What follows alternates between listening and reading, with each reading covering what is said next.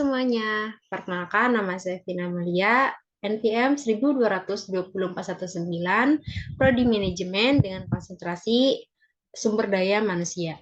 Oke, di sini saya akan membahas pertemuan 9 mengenai pembelajaran organisasi. Mungkin di sini teman-teman banyak yang belum tahu apa sih pembelajaran organisasi tersebut. Di video ini mari kita bahas. Oke, yang pertama itu ada konsep organisasi.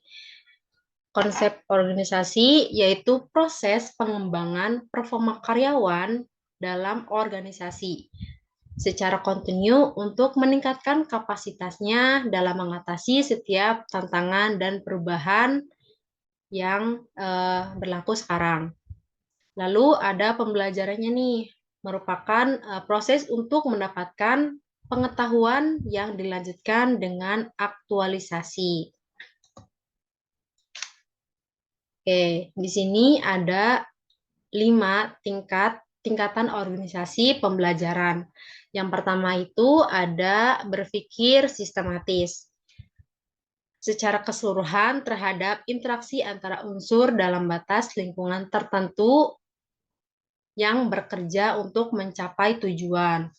Lalu yang kedua itu ada personal mystery, merupakan keahlian terus-menerus dalam mengklarifikasikan visi pribadi, visi organisasi untuk fokus dalam energi pengembangan kesabaran untuk melihat suatu masalah itu dengan objektif.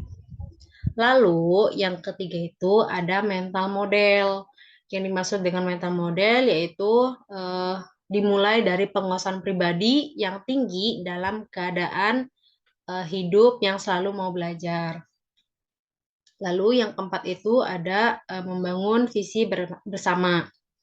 Yang dimaksud dengan visi bersama yaitu perjalanan terus-menerus sepanjang berhubungan dengan visi kepemimpinan yang berprinsipkan yang memberi inspirasi pada organisasi. Lalu yang terakhir itu ada tim pembelajaran. Tim pembelajaran dimulai dengan dialog, merupakan kemampuan anggota tim untuk menunda asumsi dan organisasi ke dalam pikiran bersama secara murni. Lalu di sini juga ada teori pembelajaran dalam organisasi. Ada 3. Yang pertama itu ada operant conditioning merupakan kondisi yang membuat perilaku orang mau belajar secara sukarela untuk memperoleh imbalan atas prestasi atau kegagalan atas kesalahan yang diperbuatnya. Lalu yang kedua itu ada classic conditioning. Di sini merupakan menemukan suatu kesimpulan bahwa apabila kondisi tidak ada stimulus, maka tidak akan terdapat respon terhadap suatu objek yang terjadi. Fokus perhatian sebaliknya. Lalu yang terakhir itu ada social learning theory. Yang dimaksud dengan ini yaitu masyarakat akan melakukan pembelajaran melalui pengamatan dan pengamalan secara langsung tentang terjadinya masalah atau objek. Lalu di sini ada model pembelajaran masyarakat. Di sini ada 5. Yang pertama itu ada proses memperhatikan, yang kedua itu ada proses mengingat, yang ketiga ada proses mesin untuk meniru, yang terakhir itu ada proses pemberdayaan atau penguatan. Di sini tuh ada cara manajer menjadikan organisasi pembelajaran. Di sini tuh ada langkah pembelajaran yang perlu dilalui untuk menjadi organisasi pembelajaran. Yang pertama itu penguasaan pengetahuan. Lalu yang kedua itu ada distribusi informasi. Yang ketiga itu ada interpretasi informasi. Yang keempat itu ada pengingatan organisasi. Itu menurut Wibowo 2006.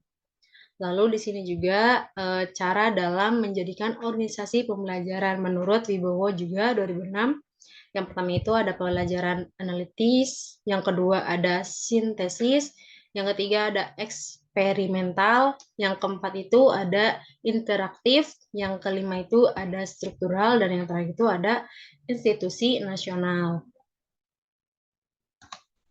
Oke, di sini ada karakteristik organisasi pembelajaran. Yang pertama itu ada gagasan baru merupakan syarat bagi organisasi pembelajaran. Lalu yang kedua itu ada pengetahuan baru harus ditransfer ke seluruh organisasi atau para karyawannya.